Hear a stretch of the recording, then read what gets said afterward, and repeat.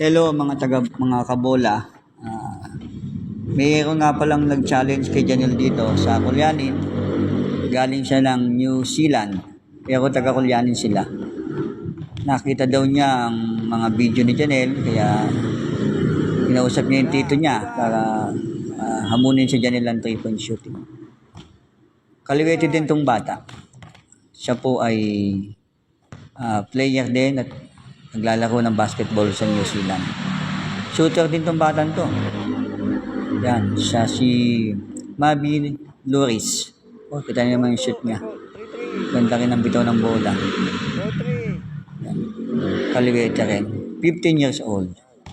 Kaya na sabi niya, challenge daw niya si Janelle. Yan o. Ganda ng stroke din ng kamay niya. Pero ang pinaka-shooter dyan, ayun, yung taga-bigay ng bola. Si JM. Shooter din yan. Sa side. Yan. Yung pasok. Talagang maganda din talaga siyang pumukol ng bola. Pasok uli. Yun, kapos. May dalawa pa siyang tira.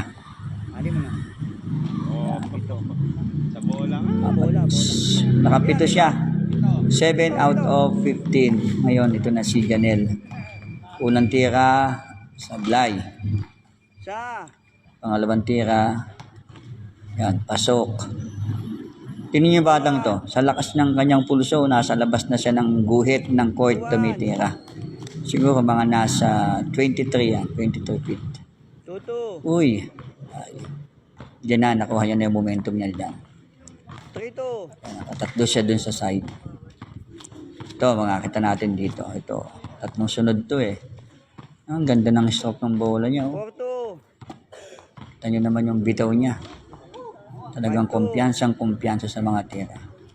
Pass and shoot. Yan, si JM shooter yan. Yan, lakas. Panglima, ito minadali niya to eh. Lumipat siya agad, oh. Kala niya shoot na. Ito na, deciding na to. Naka-anim siya. 6 out of 10. Kailangan niya ditong mga dalawa para manalo siya. Unang tira. Oh, lakas sa itaas. 7 na. Tie na sila. Yan na. Yun. 8 out of 12. Oop, wala. Panalo na siya. Mayroon pa siyang dalawang tira dito. Yan. 8 out of 14.